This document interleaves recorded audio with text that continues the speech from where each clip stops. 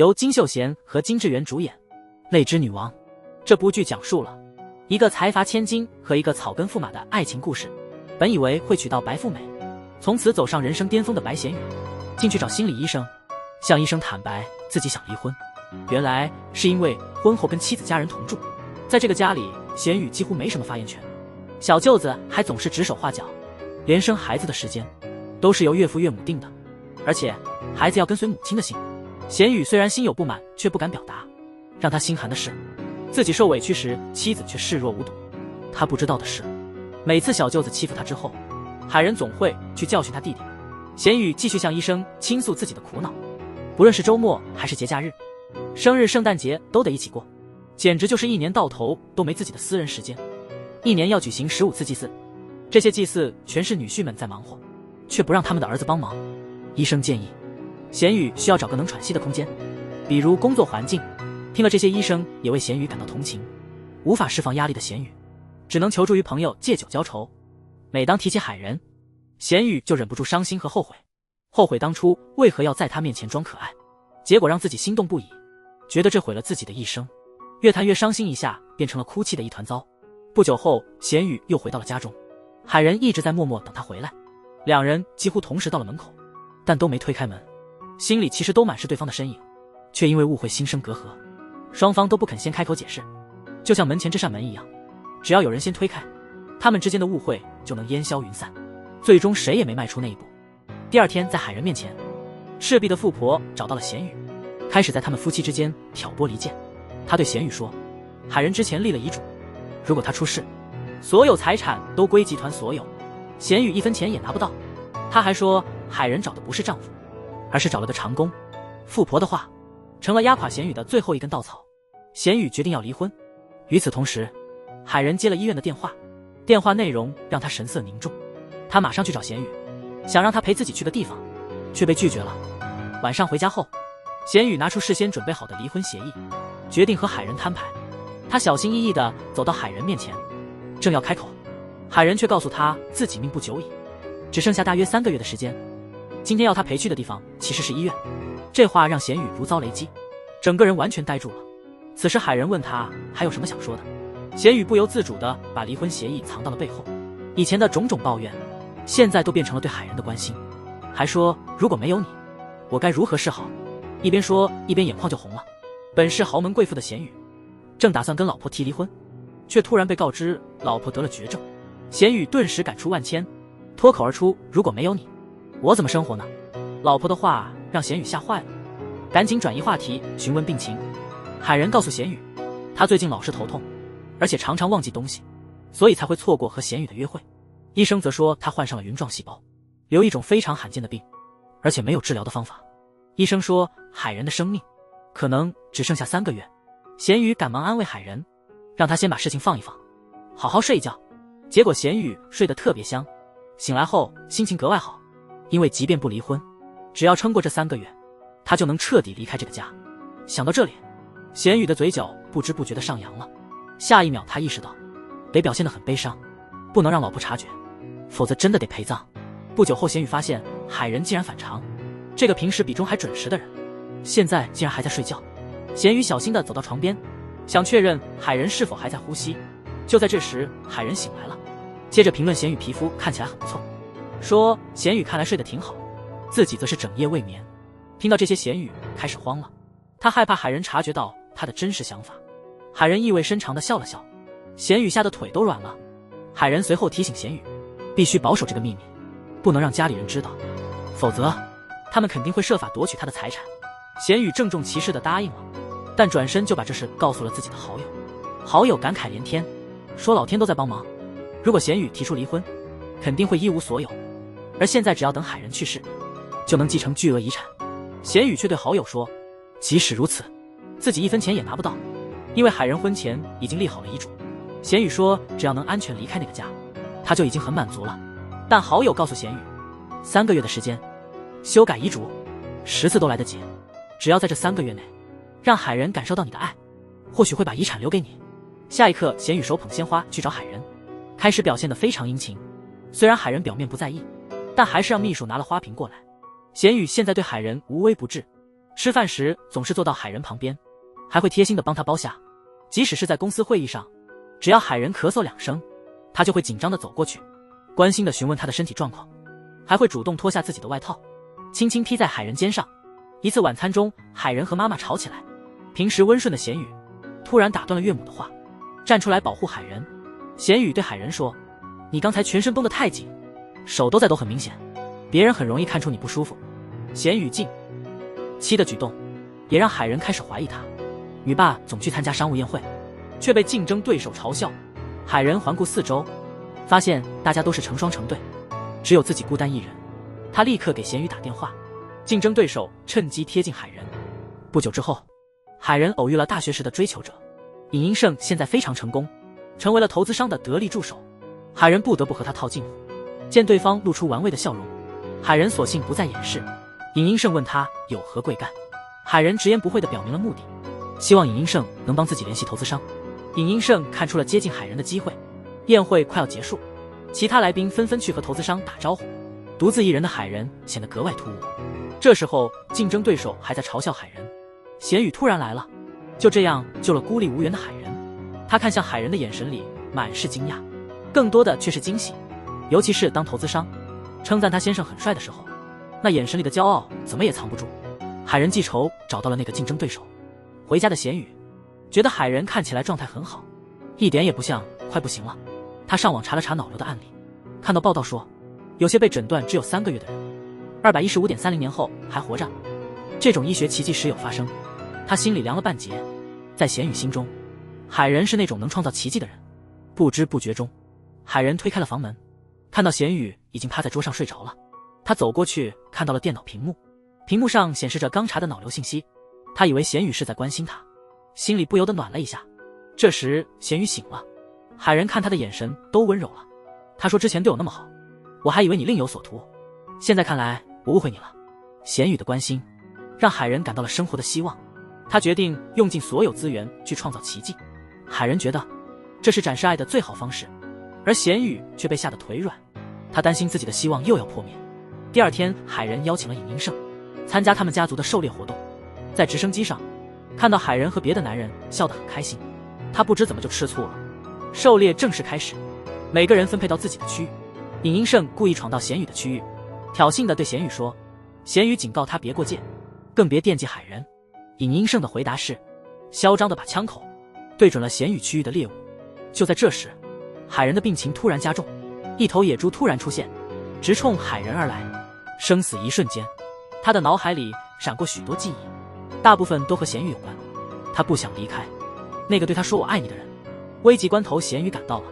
本来渴望海人死去的贤宇，此刻显示出他还爱着海人。野猪应声倒地。贤宇这种危险中的深情真是太震撼了，顿时让人变成花痴少女。就在不久前，海人在狩猎中遭遇野猪攻击，贤宇及时将他救下。看着不顾自己安危来救自己的贤宇，海人的心跳不由加速，回程中不慎扭到脚，贤宇毫不犹豫地抱起了他。海人的心彻底被打动。不久之后，贤宇抱着受伤的海人返回基地。这种让人心动的氛围，连平时彪悍的姑姑看到都忍不住赞叹起来。家人都因为这次受伤紧张不已。岳父对贤宇的做法大加赞赏，说他的设计能力肯定很深厚，不然怎么可能一击就命中野猪要害。海人说如果贤宇再犹豫3秒，自己就没法坐在这儿了。与此同时，贤宇检查了海人狩猎时的路线，发现铁丝网被人剪断了，地上还撒着野猪喜欢的食物。晚餐时，贤宇把这事说了出来，他的缜密思维赢得了家族的赞赏。岳父亲自给他加了鸡腿，这让贤宇感到既惊喜又受宠，因为这是他第一次在家族聚餐吃到鸡腿。晚饭后，贤宇不敢一个人回房，一直找小舅子聊天，但小舅子马上看穿了他。被点破后的贤宇只好用笑声来掩饰尴尬，急忙解释说夫妻间怎会害怕，毕竟睡在同一个房间。然后贤宇硬着头皮回了房间，看到床上的海人，他蹑手蹑脚地走过去，生怕发出任何声音。海人让贤宇帮他脱衣服，因为手指受伤解不了扣子。贤宇不由得咽了口口水，这种亲密接触已是多年未有，空气中弥漫着一丝暧昧。海人突然打断了贤宇的动作，两人目光交汇，海人的心跳不由加速，他急忙让贤宇去洗澡，试图平复自己的不安。浴室里传来水声，海人不由自主地回忆起那次贤宇救自己的情景。越想压抑，脑海里越是浮现贤宇那张英俊的脸庞。这一幕极具震撼力，让我们的女王红海人完全陷落了。贤宇害羞地说里面没有浴袍，海人这才把目光从他身上移开。此刻海人在极力克制自己，但最终还是忍不住偷看贤宇。感觉大事不妙的海人急忙逃离。从此以后，海人的心态彻底改变了。每次见到贤宇，不管他在做什么，都深深吸引着海人的目光。这种痴迷行为让海人十分迷惑。患有绝症的女霸总收到了世界各地医疗机构的回复，但无一例外都无法治愈她的脑瘤，感觉自己像是被宣判了死刑。一种不舍的情绪在心中弥漫。他走近自己的豪华衣帽间，里面有很多限量版，很多都还没机会穿，还有几座岛屿也没去过，觉得自己就这么走了太可惜。最后海人推开了贤宇的房门，看着已经熟睡的他。第二天，海人去找医生，说自己最近感觉很奇怪，原本冷漠的自己现在看到可怜的东西就心生怜悯。在下雨天看到路边的流浪猫，会不由自主地为它撑伞，甚至还会感同身受。他看到小贩在公司外推销，本来严禁此类行为的他，秘书说那个小贩实在太可怜了，他的小孩只能住在保温箱里。更重要的是，现在一看到老公就心跳加速。医生解释说，这是面临死亡时人们常有的心态变化，人们总是在面临死亡时才突然意识到很多事情。医生的话好像在提醒海人，你的时间不多了。另一方面，贤宇的姐姐正准备去首尔，她要劝海人不要离婚，因为一旦离婚，所有从女王集团得到的好处都会立刻停止。当他们见到海人时，紧张的说不出话来。正当姐姐要说出离婚的时候，秘书突然出现打断了对话。他告诉海人必须马上出发，否则会迟到错过与投资商的会面。海人只好匆忙离开。到了会面地点，却发现投资商没来。尹英胜以家中有事为由搪塞，其实这只是他想和海人单独见面的借口。同时，在办公室加班的贤友被助理告知，海人见尹英胜后情绪立刻变了，也知道了姐姐和姐夫来找海人的事，这让贤宇感觉事情不妙。他急忙打电话给姐姐，但已经来不及了，姐姐已经把劝海人不离婚的短信发出去了。贤宇只能硬着头皮给海人打电话，结果手机那头是关机的声音，原来是尹英胜趁海人不注意把他的手机关了。尹英胜开始挑拨离间，煽动他们夫妻之间的矛盾。他跟海人说，当你遇到危险时，他看到贤宇在犹豫是否要救你。面对这种说法，海人无言以对。另一边的贤宇一直在门外焦急地等海人。尹英胜把喝醉的海人送回来时，贤宇吃醋得很。尹英胜趁机再挑衅。在回家的路上，贤宇问海人为什么喝这么多酒，你以前从不这样。海人对贤宇说，从现在开始，我要开始做我以前不做的事。我现在最想做的是把那些背叛我的人全都干掉。这话让贤宇吓出一身冷汗。如果海人看到姐姐发来的短信，我这下场惨不忍睹。就在这时，海人打开了他之前关掉的手机，看到这一幕的贤宇急忙上前壁咚了海人，手机随即掉在地上。在这激烈的吻中，贤宇的心思全在手机上，看到手机关机后才稍稍安心。然后他们回到房间，贤宇心里只想怎样才能删除那条短信。看到海人要进房间时，情急之下贤宇拉住了海人的手，这让海人误会了。门外的贤宇听到屋里的洗澡声，悄悄溜进屋里。他试图解开海人手机的锁屏密码，试了几次都没猜对，开始焦急起来。贤宇成功解锁了手机，迅速删除了短信。正准备离开的时候，海人突然从浴室出现了。看到贤宇突然进入房间，他竟然一点也不生气，反倒是有点害羞。贤宇急忙找借口说海人明天要上班，需要早点休息，然后快速离开了，彻底证明了自己已深陷爱河。回到自己房间的贤宇陷入了深思。原来他们曾经有过一个孩子，秀彬曾经来过这里，预产期是10月31号，这也是海人手机密码的由来。他们为即将到来的宝宝精心布置了儿童房。海人意外流产后，可能也是他们夫妻关系逐渐疏远的一个原因。如今贤宇的心情悄然发生了变化。当海人靠近时，他总是不由自主的心跳加速，努力撅起嘴唇透露出他内心的真实感受。但海人只是在帮他清理身上的脏东西，真是太尴尬了，赶紧逃开。贤宇平复了一下心情，看到换好衣服的海人下楼，贤宇不知怎的心跳加速，被海人的美貌深深吸引，再次深陷其中。听到海人夸他今天很帅，高兴的简直无法形容。在工作室见到海人总会停下偷偷的观察他，海人的一颦一笑，贤宇的目光被深深吸引。看到海人不小心摔倒时，厨师们紧接着，贤宇体贴地为海人买了双运动鞋，防止他再次摔倒。而海人表示，自己的鞋柜里已经堆满了很多更贵的鞋子，怎么会穿那种便宜货呢？虽然嘴上不承认，海人最后还是穿上了贤宇送的鞋。贤宇看到后笑容满面，喜悦溢于言表。下班后回家，他总会特意买些生烧给海人，还会叮嘱老板多包一层。紧接着，海人告诉他一个好消息，就是桌上的那份文件。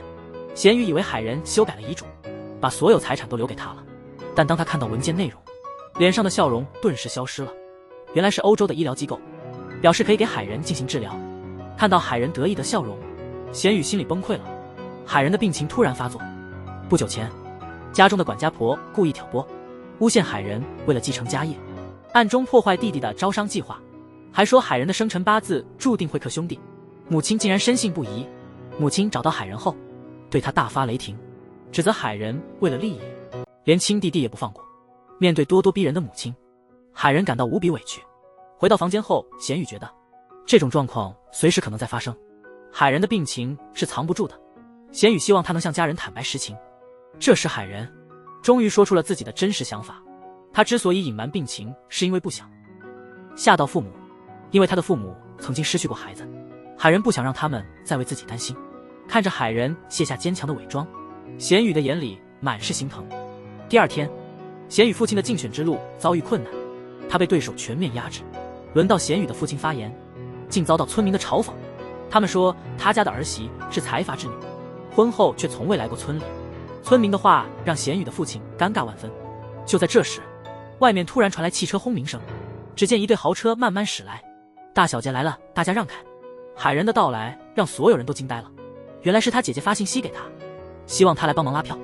海人收到信息后马上赶来，启动了他的超能力，成功帮助他的公公赢得了竞选。同时，贤宇的母亲打电话给他，告诉他海人来到了现场。贤宇听后立刻赶过来，同时海人走进了贤宇的房间，看到以前的照片，不知不觉中笑了。然后海人打开了抽屉，找到了被贤宇珍藏的 MP3。 他不知道这正是他学生时代丢失的 MP3。 命运的齿轮原来早在他们年少时就已经在转动。后来海人在院子里听歌时碰到了他的侄子白浩烈，侄子问他门口那辆豪车是不是婶婶的。海人肯定的回答后，侄子显得非常激动，他想坐一坐那辆豪车。高冷的海人说他只想静静的坐一会儿。但在送走侄子之后，一个 P3 突然从口袋中掉落，海人伸手去捡，突然他的病情发作，他失去了记忆。醒来时发现自己狼狈不堪，还来到了一个陌生的地方。海人感到非常惊慌和无助。与此同时，贤宇到了龙头里，但找不到海人的踪迹，连电话也打不通。看到路边的 MP3 时，他立刻意识到事情不妙，心里非常担心海人。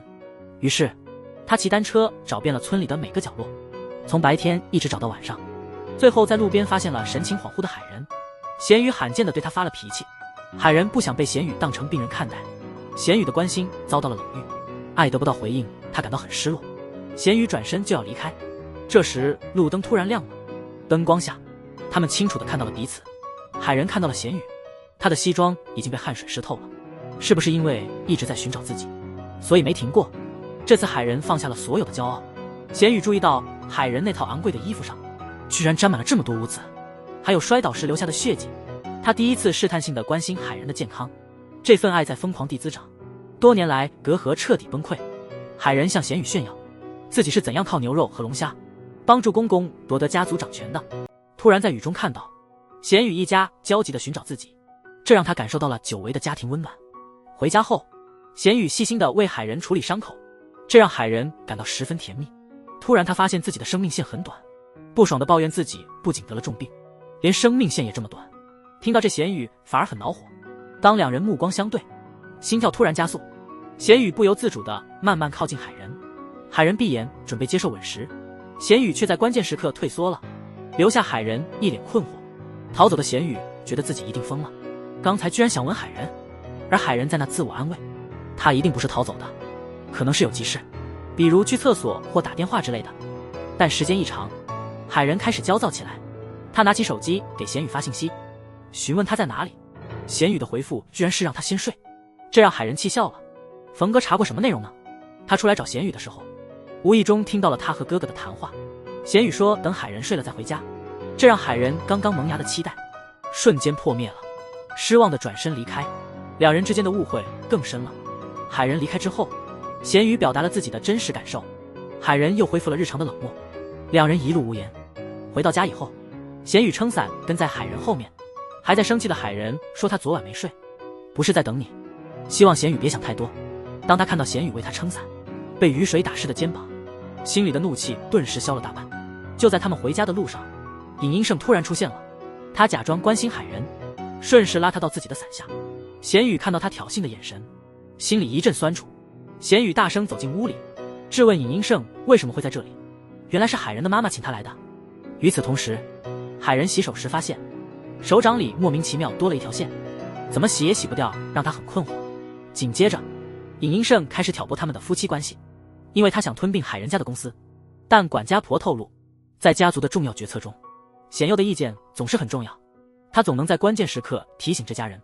尹英胜觉得贤宇是他并购计划的不确定因素，因此他打算把贤宇逐出这个家族，都不可成。另一方面，尹英胜的出现让贤宇坐立不安，他甚至没意识到自己开始越来越关心海人了。就在他们刚回来的路上，贤宇看着熟睡的海人，突然回想起他抱怨自己生命线很短，他小心地抓起海人的手，和自己的手做了对比，发现生命线确实短，于是他拿起钢笔，偷偷为海人的生命线加长。这反映了贤宇内心的真正感受，他实际上不想失去海人。回想起2年前，他们的宝宝不幸去世，海人命令人把婴儿房的东西全部清空。贤宇看到后非常生气，气冲冲地去找海人。听到这消息，贤宇眼眶红了，他没想到海人会这么绝情，夫妻之间的隔阂就此形成。之后，贤宇让人把自己的东西搬进婴儿房，开始了和海人的分居生活。他不知道的是，看似坚强的海人看着婴儿用品一件件被搬走，也非常痛苦。每当夜晚贤宇想到他们的孩子，就会痛苦的掩面哭泣。另一边同样伤心的海人，他试图忘记所有关于孩子的事，但最终还是放不下。现在的海人不仅患有绝症，整个家族还被各种阴谋围绕。继母开始向姑姑露出獠牙，姑姑立刻去找父亲告状了，但父亲却不相信他的话。于是姑姑找了个私家侦探，开始调查继母的一切。另一边，贤宇接到了猎场的消息，说海人被野猪攻击的那天，被行车记录仪拍下来了，可惜内存太小，数据被删了。贤宇急忙把记忆卡拿去恢复数据。姑姑和贤宇是家里唯二头脑清醒的人。第二天，海人的病情突然恶化，医院通知说，因为他的白血球太少，即便是欧洲的医疗团队也没办法治疗。这消息对海人来说像晴天霹雳，他正准备离开，碰巧被姑姑撞见，海人就把一切都告诉了姑姑，还希望姑姑保密，只有贤宇知道他生病的事。姑姑强装镇定安慰他，海人说自己有个朋友几年前得了脑瘤，现在还活蹦乱跳的。他告诉海人不要太担心，肯定能治好的。但姑姑在临走时还是忍不住抱了抱海人，然后姑姑急忙去打听那个朋友的情况。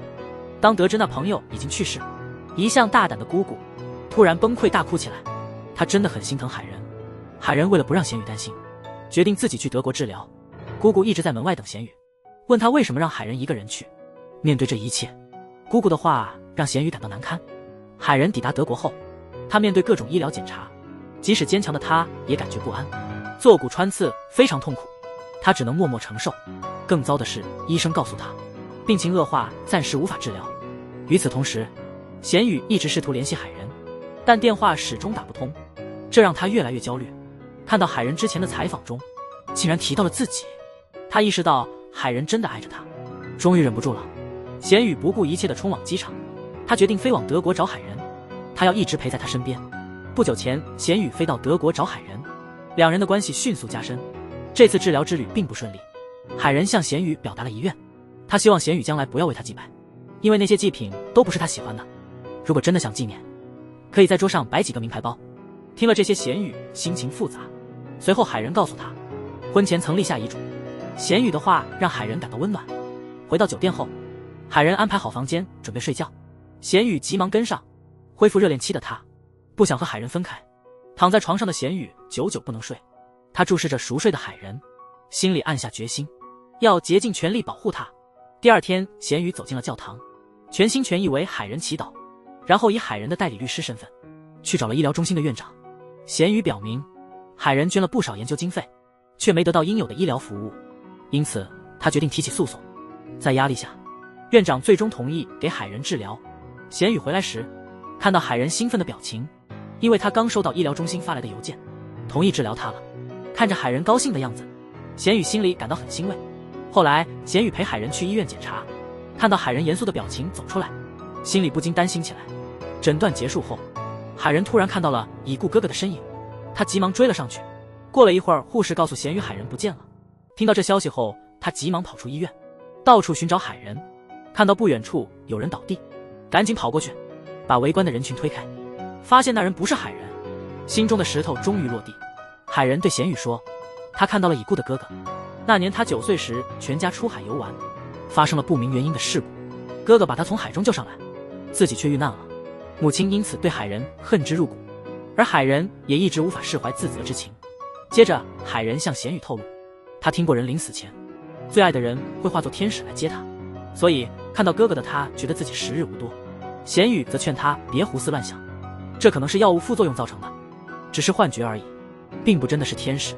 在贤宇的安慰下，海人慢慢平静下来，然后他对贤宇说，等到很久以后，当贤宇将要离开人世时，他希望化作天使来带他走，因为海人希望自己是贤宇最爱的人。回家路上，海人满心忧虑，因为明天就要知道注射疗法的效果。他说自己现在特别需要点好运。贤宇听后，让海人在这里稍等，然后匆忙跑了出去。他找到了一个卖四叶草的摊位，因为四叶草能带来好运，他把所有的四叶草都买了。在回来的路上，他意外地发现了2年前他和海人挂的那个情人锁。贤宇迫不及待拍了照，想要把这份喜悦和好运分享给海人。与此同时，海人收到了母亲发来的短信，肯定是关于贤宇的离婚协议。海人看到消息后，感觉所有的幸福瞬间崩塌，他心中满是愤怒。就在不久前，贤宇手里的记忆卡成功恢复了，揭露了海人遇险的真凶，原来是弟妹和尹英胜是孤儿院的同窗。尹英胜和纪乃之间也有着复杂的联系。那天弟妹和尹英胜偷偷进了贤佑的房间，他们打算找到把柄，但是翻遍了也一无所获。弟妹就劝尹英胜，想要抓到贤宇的把柄，把他赶出去，还是算了吧，因为有人已经跟踪贤宇3年了，一点把柄也没抓到。这时尹英胜注意到抽屉里的保险箱，忍不住笑了出来，他肯定保险箱里藏着贤宇的秘密。紧接着，一张科技公司的名片引起了他的注意，他赶快把地址拍了下来。任务完成，两人正准备离开，突然弟妹问，如果我们出生在这样的家庭会怎样？人生会不会完全不同？因为他觉得洪秀哲太天真了，一辈子都没见过这么好骗的人。而洪秀哲此刻正打算吃一根100年天然山参。当姑姑听说这山参连死人都能救，她立刻想到了生病的亲人，马上要求买下这根山参，但被拒绝了。家庭聚会的那天，姑姑看着多惠抱着的孩子，吐槽说孩子长得太帅，一点也不像自己的侄子。多惠和媒婆听后神色慌张，爷爷问有没有做过亲子鉴定，媒婆马上说做过了。秀哲面色不悦，说在自己老婆面前说这些是不尊重人的。这时爷爷说孩子确实不像秀哲。进屋后的秀哲向老婆道歉，他觉得都是自己不够好，总是比不上姐姐，才让多惠受到这样的对待。他承诺要更加努力，绝不让家人再这样对待自己的老婆。看着这个虽然有点笨，但真心对自己好的男人，多惠此刻心动的同时，尹英胜按照名片的地址来到了那家店，抢先取走了那张恢复好的记忆卡。一场针对贤宇的阴谋悄然展开。他们首先关闭了家里所有的监控，媒婆趁机让人打开了贤宇的保险箱，发现了里面的离婚协议。接着尹英胜送了一幅藏有摄像头的拿破仑画给爷爷，用来监视这家人的行动。不久，女王集团出现丑闻，财务组长被人举报挪用青春集团资产，因为金额巨大，爷爷可能面临被传唤。纪乃趁机向爷爷火上浇油，说这肯定是内部人举报的。随后又好像偶然发现桌子下装的窃听器，爷爷立刻命人搜遍家中每一个角落，一定要找出是谁在窃听。最后在贤宇的房间找到了窃听设备，里面的录音几乎证实了贤宇就是举报者。打开保险箱之后，众人惊讶地发现了离婚协议，母亲急忙把协议发给了海人。海人看后与贤宇的关系再次产生裂痕，贤宇这时也意识到自己被陷害了，决定开始反击。他急忙联系那个帮他恢复记忆卡的老板，电话一直打不通。他让朋友去店铺看看情况，结果发现店铺已经空了。幸亏咸鱼有备用计划，他把车停在了店铺对面，让朋友把行车记录仪的卡取出来，把记录里的文件发送给他。同时，姑姑也发现了重要线索，奶奶竟然一直在用别人的身份。张馨玉看着海仁去医院检查，结果却非常不好。院长向咸宇透露，海仁似乎失去了生存的意志，他虽有治愈的希望，但必须要有强烈的生存欲望。在回家的路上，咸宇看着意志消沉的海仁，劝他不要失去希望。海仁却让咸宇不要假装了，他决定放弃一切。你应该感到高兴才对。看着海仁远去的身影，咸宇意识到他不能失去海仁，于是急忙追了上去。咸宇对海仁说，如果你同意离婚，我会很感激。海仁震惊地看着他。咸宇继续说，我原本可以继续做富豪的女婿，为什么现在要离婚？因为我实在受不了和你一起生活。原来咸宇是故意激怒海仁，想用这种方式激发他的求生欲，结果证明咸宇做对了。回到家后，海仁告诉大家，只要离婚他就会离开公司，在那之前他要把咸宇的一切都调查清楚，只要找到任何侵占或危害公司的证据，会立刻起诉他，索要巨额赔偿。对咸宇的深入调查之后，什么问题也没查出来。秘书向海仁报告，咸宇的日常开销少得出奇，但他最近突然提取了几百万韩元，有点奇怪。他提现那天去了一家花店，海仁让秘书去调查，发现咸宇把花送给了一个叫金敏智的，地址竟是一家灵堂。海仁亲自去见那位女士，原来金敏智是他的部下，他的母亲不久前重病，现在已经去世。咸宇用海仁的名义帮忙办理了丧事，还特地送花来，他非常感谢海仁。离开灵堂后，海仁遇见了咸宇，他追问咸宇为什么这么做，让他别耍花招，就算有天我失忆，也永远不会忘记你对我做过的事。看着坚定的海仁，咸宇心都碎了。与此同时，尹英胜得知海仁生病的消息，开始打听海仁去过的医院。晚餐时，海仁问尹英胜为何要帮他，想从中得到什么好处。意外的是，尹英胜希望他离婚，海仁认为他过分了。尹英胜对海仁说，接下来的话更过分，因为他想成为海仁身边的人。听到这话，海仁不敢相信地看着他。海仁一离开就病发了，他打开包药竟然不见了。这时候尹医生手里正拿着海仁的药。不久，咸宇在回家途中看到了蹲在路边的海仁，原来他在给一只小猫撑伞。咸宇意识到海仁的病情更严重了，他已经失去了部分记忆，还在重复之前说过的话，竟然忘记了咸宇要和他离婚的事。他只记得咸宇对他的好。这时候咸宇忍不住哭了起来。真相大白，尹英胜确实是季乃的儿子。另一方面，集团内部出了问题，爷爷可能要面临被传唤的风险。岳父对此非常担心。岳父一听，笑容立刻没了，脑子开始快速思考。下一秒，他的目光转向了儿子。真是一家人好和谐。接下来，秀哲决定在问题爆出来之前，赶快和尹英胜完成合作，因为他的度假村项目需要资金支持。于是，秀哲代表女王集团和尹英胜签约了。不知这将是女王集团的崩溃开始。签约一完成，尹英胜的计划也跟着启动。一旦开始施工，度假村用地的许可问题就会被揭露，到时警方会调查洪家。这时多惠对洪秀哲产生了同情。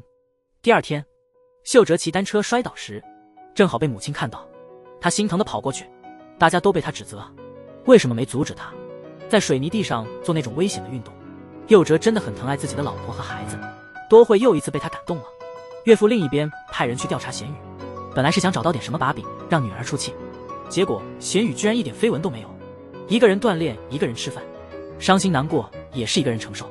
后来发现，唯一和他亲密接触的竟是一只猫，他们甚至黑进了咸宇的手机相册，里面除了几张猫的照片，剩下的全是海仁的照片。第二天，海仁就找来了一个顶尖的离婚律师，那律师气场强大，立刻让咸宇俩人感到压力山大。海仁的到来，他们两个在一起确实也是一道美丽的风景。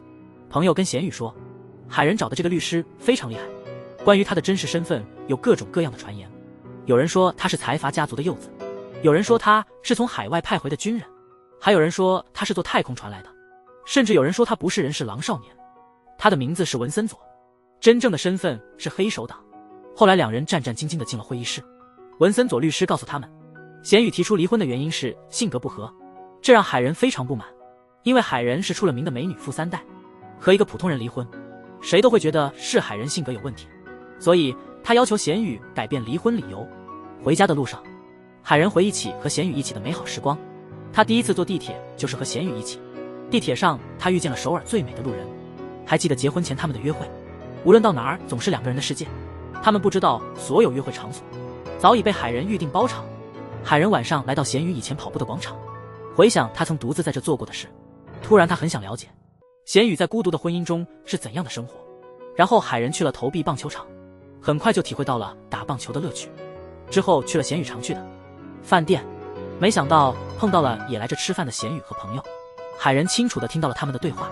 朋友对贤宇说，现在你想吃什么就吃什么，不用担心海仁不喜欢腥味，你可以自由地享受你最爱的血肠汤饭，也不用担心会有电话召你回家。过去和朋友喝酒时，一接到海仁家的电话就得赶回去，所以很少有机会和朋友聚餐。当晚回家的海仁遇到了在门口等他的尹英胜，他希望海仁能把贤宇赶出公司，但海仁拒绝了他，理由是公司需要贤宇。尹英胜情绪激动，差点泄露了计划。纪乃及时出现，打断了他的话。女王集团的掌控权被夺走，财阀家族不得不靠近贤宇，最终解锁了新的游戏副本。就在最近，贤宇发现助理和尹英胜联系频繁，原来尹英胜让助理监视贤宇，还探查海仁所用药物的成分。贤宇对此开始产生怀疑。第二天，正在跟踪海仁的尹英胜被贤宇拦下了。他向尹英胜发出了严厉的警告，说如果敢伤害海仁，他会让对方付出双倍的代价。尹英胜毫不示弱的回应，坚称最终得到海仁的人会是他，并声称这一天很快就会到来。尹英胜的话让贤宇感到不祥的预感。随着女王集团度假村项目因土地使用问题被曝光后，导致所有投资者撤资，这对秀哲来说如同晴天霹雳，项目即将失败。尹英胜却表示，他相信秀哲能够妥善解决这一切。他决定独自对度假村项目进行投资。得知此事的爷爷非常高兴，立刻决定与他签约。就在印章即将盖下的时刻，贤宇突然冲了进来，他试图阻止这次签约。他向大家揭露合同中的一项险恶条款，一旦度假村项目出现问题，爷爷持有的所有股份都将转移到尹英胜名下。他希望爷爷能够三思。这时尹英胜的脸色变得很难看，他威胁说如果今天不签约，他将不再向女王集团提供资金。此刻的爷爷突然想起昨晚的一番话，大女巫让他转告爷爷，如果有人让你签文件就签，那是公司的一线生机，如果有人阻碍，那人就是内鬼，必须把他赶走。于是爷爷把贤宇赶了出去。不止如此，还决定把贤宇从公司开除。还好海仁及时赶到，帮助贤宇摆脱困境。然后海仁开始质问贤宇，贤宇的回答又一次打动了海仁。贤宇离开公司之后，姑姑根据自己的离婚经历猜测贤宇外面可能有人。随后姑姑把查到的后妈信息都告诉了贤宇，并提议一起调查此事。与此同时，后妈找到了爷爷，她愿意代替爷爷坐牢。爷爷听后非常感动。第二天，爷爷带来了一份授权书，让后妈签字，因为这样才能让检察官相信是后妈挪用了秘密资金。原来后妈早就知道这事不能轻易结束，她一直在等爷爷采取行动。不久后，姑姑发现后妈竟戴着自己母亲的戒指，顿时怒火中烧，拉着后妈去找父亲理论。姑姑责问父亲怎能不分是非，而父亲在亲情和爱情之间最终选择了爱情，甚至威胁要把姑姑送进精神病院。姑姑一听立刻抓住后妈的头发猛拉，结果被父亲一巴掌打倒。姑姑不敢相信地看着自己的父亲，心里满是委屈，握拳走了出去。原来姑姑这样做是为了拿到后妈的头发，用来做 DNA 测试。当姑姑见到贤宇时，她的委屈终于爆发了。这时千多惠开始转移财产，带着儿子登上了飞往美国的班机。秀哲一回到家就发现家里空无一人，看到多惠留下的信，彻底崩溃了。爷爷看着眼前的女人，心里充满恐惧。贤宇和姑姑还是来得太晚，下一秒爷爷的身体开始无力下垂。纪乃这时露出了他的真面目，原来他一直在给爷爷下毒，毒性发作，洪家人陷入困境。爷爷最近更新了他的表决权委托书，纪乃成了他的法定监护人，他将代表爷爷行使所有权利。这个消息对洪家来说是晴天霹雳。不久，尹银胜剥夺了洪家女王集团的经营权，昔日显赫的家族就此没落，洪家的人也从公众视野中消失了。几天后，贤宇回到了龙头里，家人立刻围上来，大家互相安慰，血脉情深的场面出现了。落魄的海仁一家来到龙头里求助于贤宇，最尴尬的是海仁的妈妈，因为不久前贤宇的妈妈化了妆找到他，希望两个孩子能和好，并说是自己没教好贤宇，让海仁伤心了，向海仁的妈妈道歉。傲娇的海仁妈妈却说，别以为这样就能分到更多财产，然后告诉贤宇的妈妈，他们已经离婚了，不用再费心讨好他了。一家人准备了丰盛的饭菜招待对方。弟弟心情不好，完全没胃口，只想喝点水。贤宇哥哥赶紧递过去水壶，弟弟却说他只喝瓶装的蜜蜂水。为了缓和尴尬的气氛，贤宇哥哥打算去超市买矿泉水，弟弟又特别要求要阿尔卑斯山的矿泉水。这时候父亲忍不住了，说自己儿子太不懂事，对贤宇一家表示歉意。贤宇的爸爸赶紧说没关系，家里的女性忍耐到极限。贤宇一家被他的气势震撼，在龙头里的快乐生活开始了。海仁回到龙头里，和贤宇的感情迅速加深。第二天，贤宇准备去上班，突然想到隔壁睡着的海仁，担心他会失眠，决定先去看看老婆。他悄悄打开房门，看到海仁刚睡着，贤宇轻手轻脚地走了进去，给海仁关上窗户，小心翼翼的，生怕发出声音，不想吵醒海仁，轻轻拉上窗帘，给熟睡中的海仁盖好被子。然后贤宇蹲下身，把海仁的头发轻轻拨到耳后，手放在他额头上感受体温，比较了一下自己的体温。贤宇的每一个动作都显示出他深深的爱意。看着海仁安睡的脸，回想他第一次来到龙头里，那时贤宇还不知道他真正的身份，一边走一边向海仁夸耀，说这整片果园都是自己的，还有村里唯一的超市也是自己开的，我们家在龙头里算得上是挺有名的。接着贤宇带海仁去自家超市挑了根棒冰给他尝尝，海仁没想到竟然这么好吃，说是自己头一次吃这个。贤宇听了非常惊讶，更坚信海仁出身贫寒，实际上海仁是个财阀家的公主，只是没吃过那么便宜的冷饮而已。贤宇显然不信他的话，觉得海仁在保护自己的自尊。然后贤宇安慰海仁，跟我这么优秀的人在一起，不需要感到有压力，我会让你体验你从未有过的生活。海仁觉得这说起来容易做起来难。贤宇依然自信满满的说，我住的房子是整栋租下来的，不止这些，我每个月还能存下200万韩元。他不知道这根本不够海仁一天的零花钱。现在到了贤宇实现承诺的时候，他要帮海仁夺回所有应得的。不久前海仁家失去了经营权，连家门口都被讨债的人堵得水泄不通。这时候他妈接到了管家的电话，被告知后门没人。管家早就跟记者串通好了，故意把海仁家引到这边。接着他宣布，根据授权书显示，这豪宅已经换主了，管家已经把海仁家的行李打包，要他们赶快离开。就在藏在暗处的记者准备拍照时，贤宇突然开车出现，然后他把海仁家人带回了龙头里。海仁妈感到非常尴尬，说她要回首尔，大家怎么劝都没用。接着下一刻，海仁一家最终还是留在龙头住下了。姐姐向海仁道歉，说她不该叫他狐狸精，然后问你和贤宇是不是已经离婚了，他还把你带回家了，是不是可能会复合呢？海仁很坚决的回答说绝对不可能，并且告诉他们不要对这件事抱有任何希望，然后带着秀哲去了卫生间，递给他一条毛巾。秀哲看着那条不知用了多久的毛巾，彻底崩溃了。深夜，海仁的父母在这环境下睡不着。就在这时，屋里传来了秀哲的哭声，母亲想去安慰儿子，却被父亲阻止了。他希望儿子通过这次经历能成长。母亲说这是秀哲第一次睡地板，他不是在西班牙王室的床上就睡不着。说完就要把自己的被子给秀哲。旁边的父亲也觉得委屈，说自己也是第一次睡地上。外面散心的姑姑在龙头里遇到了张国荣，姑姑可能会在这里找到属于自己的爱情。第二天，海仁被贤宇妈熟练的切菜技巧震惊，贤宇妈被夸得很开心。随后海仁看到贤宇妈还会打鸡蛋，更是连连称赞。海仁妈正好撞见了这和谐的一幕，心里的醋意一下子爆发了。她马上给自己姐姐打了电话，想搬去姐姐家那栋空着的别墅，结果被姐姐拒绝了。现在谁都不愿意和洪家扯上关系。同时，秀哲看着多惠留下的信，伤心欲绝。原来多惠的家世和学历都是假的，连孩子建宇也不是他的。多惠希望秀哲能忘记他和孩子，还说对秀哲来说应该不难，这对他来说应该不是太难。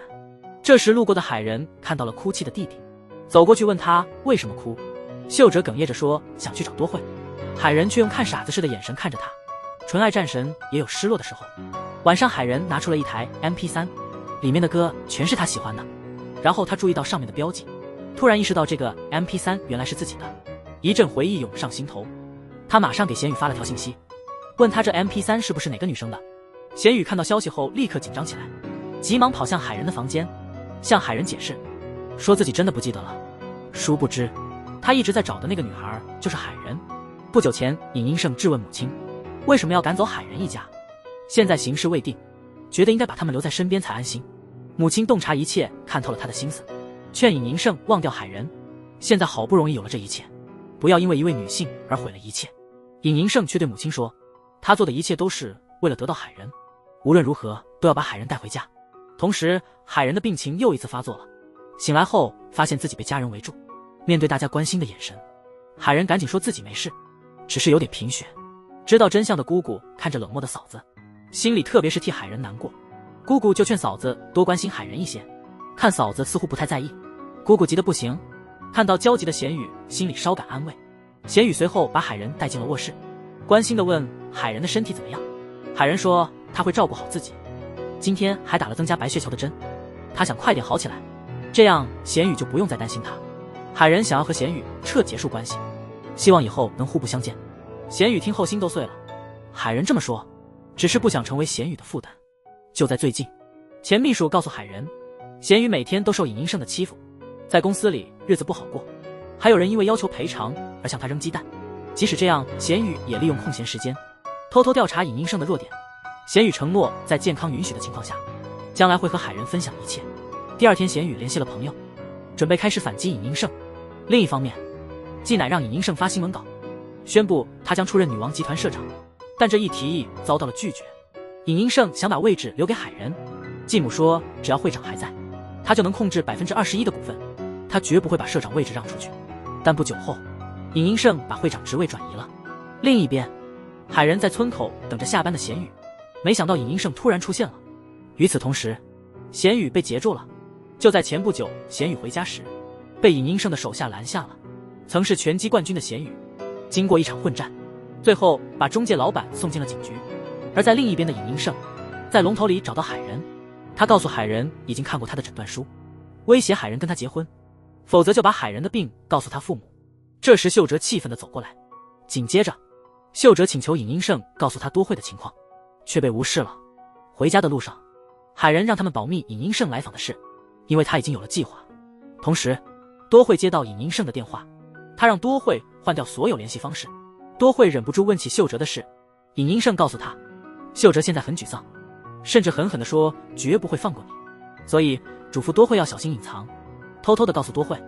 他不知道的是，此刻的秀哲伤心得像个200斤的孩子。